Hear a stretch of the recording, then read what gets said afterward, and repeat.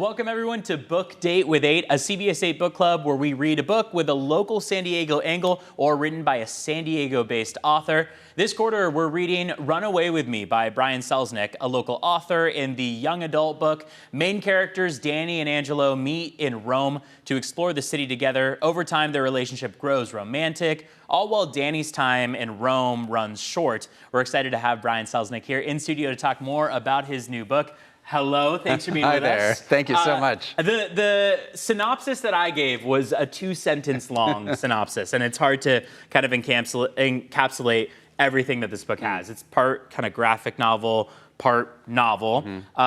Could you give me, maybe in a little bit of a longer detail, what Run Away With Me is about? I would add to what you said. Yes, and. Danny's in Rome because his mom's an academic. She's working on this mysterious old book that's been discovered. She works with old books.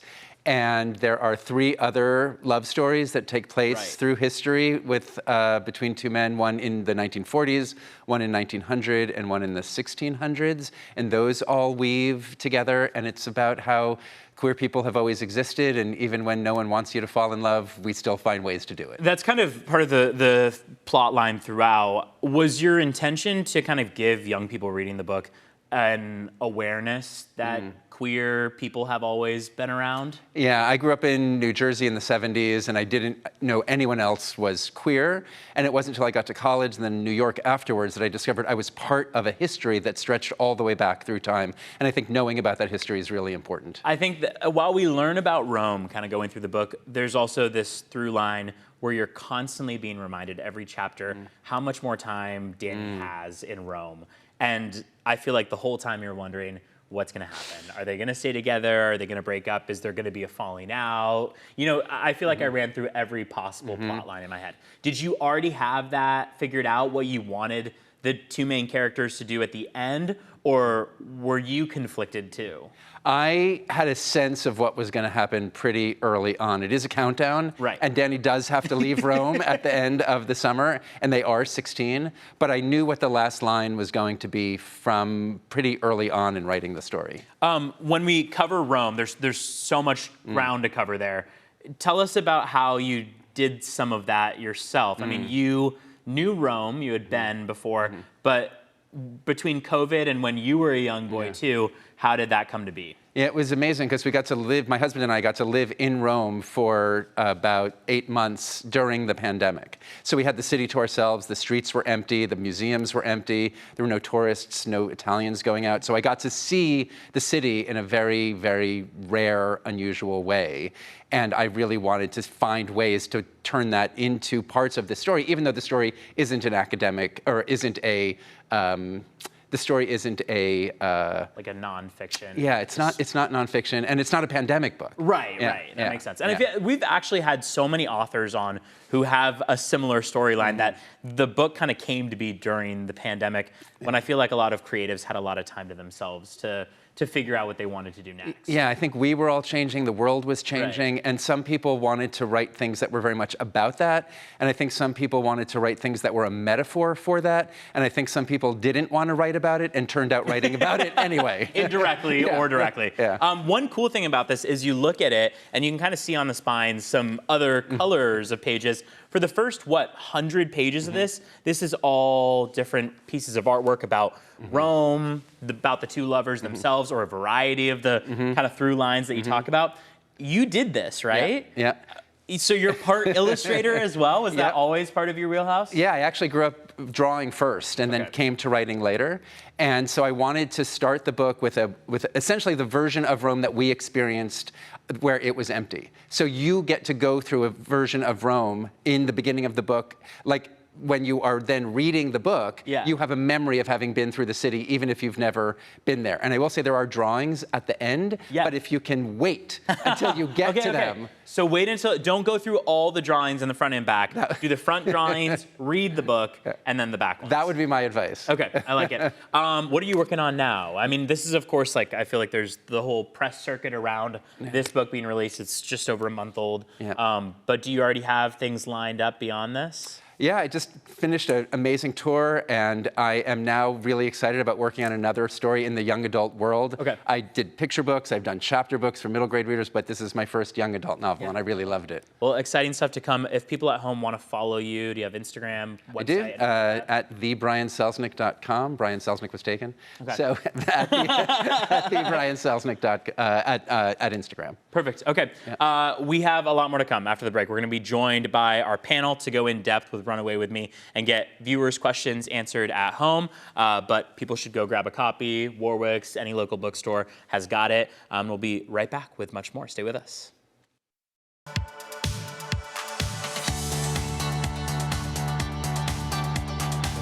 Welcome back, everyone. Thanks for sticking around. Brian and I are joined by Julie Slavinsky of Warwick's and Katie Norton, a member of our CBS 8 book club, to go in depth on Run Away With Me. A reminder, this segment will include spoilers, so if you haven't finished the book, make sure to do that first and then come back and join us for this segment. This is where we are able to get all of our questions answered. All three of us have read this. Viewers at home have read it. And I feel like that's the best part of the book club, is getting to kind of, yeah, exactly. I'm like, be nervous about what we have to ask first. I'm ready. So tough. Do one of you want to start it off? Katie, you want to start? I have a softball. So we can, Bring it. It's going to get harder as we go. well, I was just, when you were talking about the graphics at the beginning and at the end, I felt good because I did do that. Well, that's not true. I started the book because I really wanted to get into it, and then I was like, I feel like the pictures might be important. So then I went back. I really took my time with them, and then it was so great because when I was reading it, I was like, oh, I've seen that. And then at the end was great, and then I love it at the on the back cover, all the places are marked. But yeah, I know that you spent some time in Rome, so how much of Danny and Angelo's gallivanting through Rome was mixed with your own personal experiences in the city? 100%. So we were in Rome during the pandemic. My husband won something called the Rome Prize, which goes to architects and writers and musicians who are doing projects about Rome. And David was writing about an architect, an Italian architect. So we got to live there during the pandemic, and we were with other folks who had also won, an expert in obelisks, an expert in 12th century mosaics, people who are doing projects about all of these places in the city, and there was no one else around, so they would take us to the obelisks to tell us the stories about how the obelisks were stolen from Egypt and separated, and so there's always a partner to each obelisk out there, and I thought that was so romantic, and I kind of started in my mind creating an imaginary map of Rome, of all these places that these stories were part of. And then the book became my way of weaving and sewing all of those places together. Oh, I love that. Yeah. Did you have a hard time pulling out or picking what you were going to draw and write about? Or because, I mean, the world's your oyster in Rome as far as what there is, and there's so much. Yeah. Was it hard to distill down? So this book, I was very clear when I began that this was not going to be illustrated. I actually have, I mostly have illustrated other people's books. I've illustrated my own books. But I felt like it would be really radical for me to make a book that had no pictures. Right. It's not radical for books, but it's radical for me. Sure.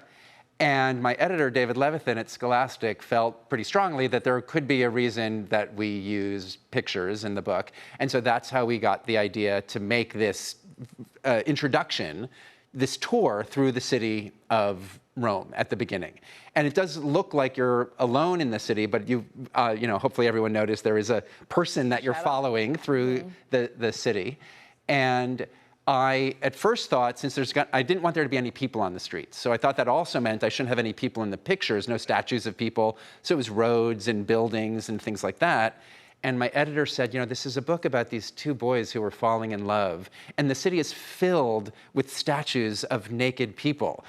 Maybe you want to add some of the statues. So it was the best note I ever got from an editor. And I went back and I was able to fill the book with the figures from the Piazza Navona and all of these soldiers and gods and people who really help set the stage for many aspects of the story. And now they're so intricately involved in the book itself. Elephant's eye. Yeah, the whole elephant through line. I know. I want to ask about Angelo as a character, just because I feel like from his introduction, he's so elusive, he's so mysterious. I spent probably 3/4 of the book thinking he was a ghost. Me And too. I don't know if that was intentional or if he is a ghost.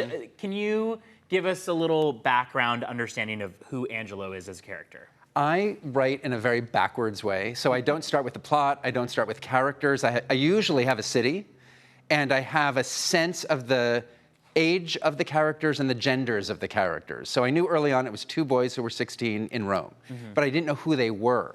And then I don't write in order, so I started writing a scene like on a staircase when they're climbing up. I didn't know who either of them were. Okay. But then by the time they had gotten to the top of the staircase in this scene, one of the boys was having trouble breathing. Right. So I thought, oh, I have asthma, so I know about that, and that'll be part of his story. And then I also had a surgery on my chest when I was 10.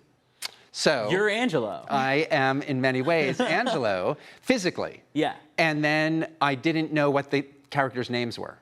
And I have baby naming books. I don't have any kids, but I have a lot of baby naming books because naming a character can be like naming a baby. Right. And sometimes the names come to me pretty quickly. Sometimes I have to struggle with them. And I had no idea what either of the characters' names were. So I thought, I will let them tell me what their names are. Because you know how sometimes authors say, my characters talk to me and I just write it down? That never happens to me.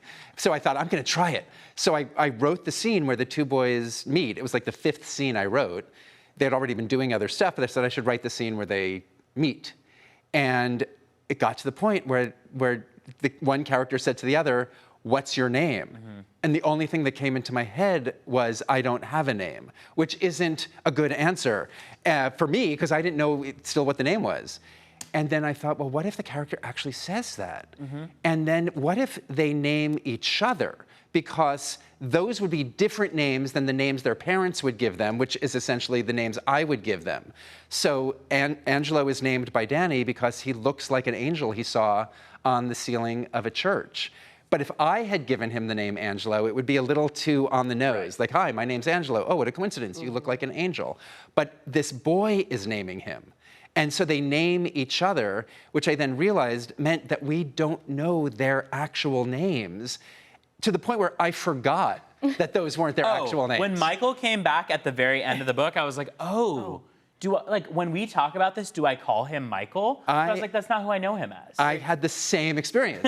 So I knew one of the things I also knew about this book is I didn't want there to be any queer young adult tropes. I didn't want there to be any violence. I didn't want there to be a coming out scene. I didn't want there to be a lot of things that we expect in stories like this. And they're tropes because they're true very often, right? But I wanted this book to not live in that space. But there is a conversation between the mom and Danny at the end, and I was like, she doesn't call him Danny. That's not his name. She doesn't know that he's been a different name this whole story. And then I was like, then I did have to come up with his name, and somehow Michael just landed because it's a very straightforward, very American. And it's a name it's a common name. We know a lot of Michaels. We might be named Michael. Like there are a lot of Michaels. Yeah. And so suddenly I was like, it's Michael. And I remember writing it for the first time, and it was just like, it's so weird because he wasn't Michael anymore. Right. Yeah. That was talking about Angelo being a ghost. Sorry to interrupt real quick, but he filled me with dread at the beginning. It was like, is he going to lead him into? So I was filled with a little bit of dread about Angelo. Well, and there even is the through point of like the Roman fear time. Like I feel like it's mentioned. Yeah. Too. I was going to call the book Roman Fever. Like I wanted there to, which is actually the name of a 19th century novel by Edith Wharton. But it's about that swamp dread that I talk about briefly in the book. And I wanted that to be in there. I wanted there to be a sense of danger. It was the beginning of the AIDS crisis. So it's not a pandemic book, even though I wrote it coming out of the pandemic and lived it during the pandemic. But it's set in 1986, which was, of course, the beginning of another pandemic, the rise of the AIDS crisis, when I was a young person. I'm a little bit younger than Danny and Angelo are in the book. But I wanted to write about that just so that it's mentioned in the story, so we know that that's part of the atmosphere. Right. Yeah, no, I think that Angelo really like kept me on my toes the whole time. I feel like I was waiting for the other shoe to drop. And then I do think it's interesting when you talk about the mystery, it's like we do learn what Danny's real name is, but we never learn Angelo's real name. So it is kind of just like, who is he? Yeah, yeah. I was gonna, because there is that scene where Angelo whispers his name to Danny, and one of the things that interests me as an author is what do I know as the writer? What do the characters know, and what do none of us know, right? And there are some things that I like letting the characters have. You know, like when Danny and Angelo first spend the night together, I step out of the room as the author to leave them alone in the room. And I saw in my mind Angelo whispering his name into Danny's ear, and I was like, "This is just for the two of them. It's not for us." Yeah.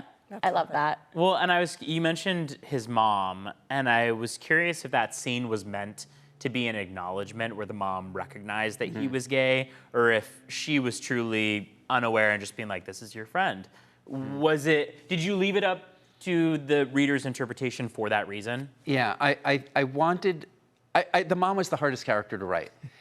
And she's based on a real person too, right? Well, ultimately what happens is I think of someone imaginary, find people who are like that in real life, and then sort of graft them together. So ultimately my husband did introduce me to an academic who he knows, who's a single mom who got her PhD while raising a kid, and both of those things are extraordinarily hard things to do. And so doing them together, which I had made up for the character, I imagined would be profoundly difficult. So I did talk to someone who had actually lived that experience. And that became very important to the story. But I wanted a lot of it to exist, again, in what the reader was going to decide, like you're saying. Right. So I wanted the mom to never... I wanted her to get mad because her kid's a jerk to her, right? That's worthy. That's a reason to get mad at your kid. But she's also recognizing that he's 16, something is happening, he needs some independence. Young people need independence at that point. And so she's managing that. And that tension was interesting to me. So she doesn't shame him for what he's doing. She doesn't shame him for the times that he abandons her when she's made a really special plan for him. She's angry. She makes that clear, but she doesn't shame him for it. And so I think I wanted to follow that through in the last scene where I would say there's an indication that she knows something is going on, and she is an academic, so she probably knows lots of queer people. Right. And, you know, it is the 80s, and, you know, but people have been coming out for a long time, and not everybody is completely rejected by their family. Yeah. The time periods that you choose to set your books are always really interesting. And, you know, Hugo, you always seem to do it, you know, people find each other. And it's so hard for me to think about how do they find each other without cell phones? So that is a very specific thing that you do with all of your books, right? Right. Yeah, one thing that I'm conscious of when I'm writing is I never know what things are going to be about when I start a story. The only thing I am sure of is that it's not going to have cell phones in it, that it's going to be but for cell phones. And maybe one day that'll change, but I grew up without cell phones. You know, of course, we grew up without cell phones. But I can't remember we can't remember, you know, what it was like. How do we find places? Barely remember. Yeah, and I picked 1986 because even though I experienced all this during the pandemic, I wasn't sure what year the story was going to be set, and I did need something before cell phones. And the elephant obelisk was very important to the story. I knew it. I fell in love with the obelisk in real life myself. And so I thought, oh, I want them to see an elephant in real life. I hadn't written the scene yet where they meet the elephant, but I had a sense I wanted them to meet an elephant. And so I could have a zoo or something, but there is a movie studio in Rome called Cinecittà, which the boys do eventually get to. But I had been there during the pandemic on a little tour that they got us into. And I thought, well, you know, maybe there was a movie that had an elephant in it, and the elephant would be on the lot of the movie set, and the boys could break in and stumble upon this elephant. And sure enough, Federico Fellini had a movie called Intervista that came out in 1987. Wow. And so I thought in 1986, he would have been filming the movie with the elephant, and that's why I chose the year. Wow. But then it turned out that it was the height of the AIDS crisis, another pandemic.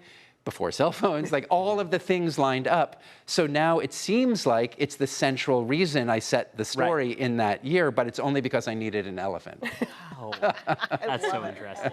That's funny because I loved the elephant, like, and just the through line of it. And so that was like one of the questions I had is like, why the elephant and what does the elephant represent? But you kind of touched on that. Yeah. It's the focal point for why it's 1986. Yeah, but the reason I was interested in elephants is because of an author, actor, raconteur named Heathcote Williams, who wrote a book-length poem about elephants called Sacred Elephant that I had fallen in love with many years ago. And the first line of the poem is the ears of an African elephant are shaped like Africa, and the ears of an Indian elephant are shaped like India. And I was like, what is this book? Like, what is this poem? And it talks about the godlike qualities of elephants and what it's like to be in their presence, that mountainous physical being. And so ever since then, I have really just had elephants on my mind. So when I came across Bernini's elephant, it's such a charming elephant. Everyone who sees that elephant in Rome falls in love. But I started doing some research on Bernini, and he was not a good man. That's to say. Yeah, and he had these extraordinary assistants who did a lot of his sculptures. So he designed things. He was a genius himself, was able to carve himself. But a lot of what we know as his most famous sculptures that are the most technically complex were actually done by assistants, especially this one named Hercule.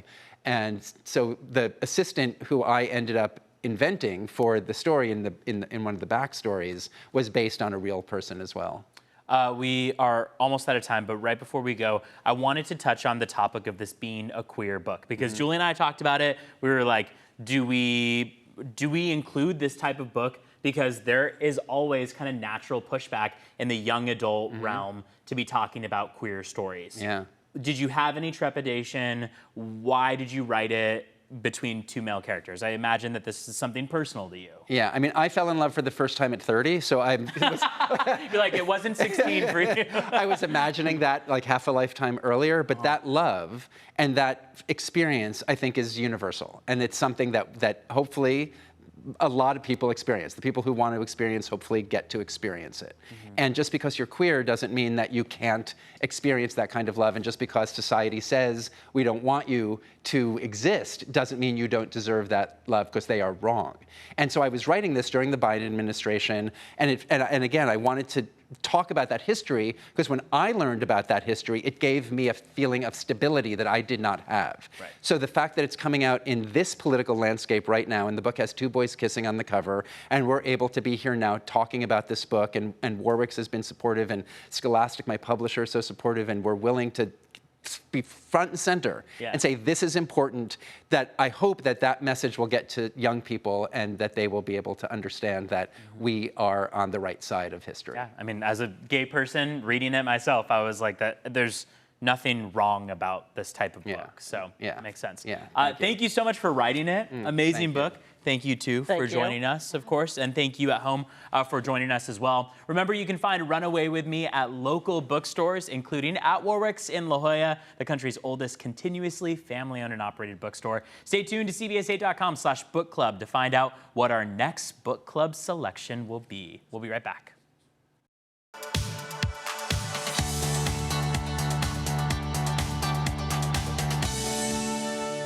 Book Date with 8 is only possible with the help of our partners at Warwick's, the country's oldest family-owned and operated bookstore located in La Jolla. Here's a preview of just a few of the upcoming events at Warwick's. To suggest a book or join our book club, go to CBS8.com/book club. Stay tuned for upcoming announcements on what book is next.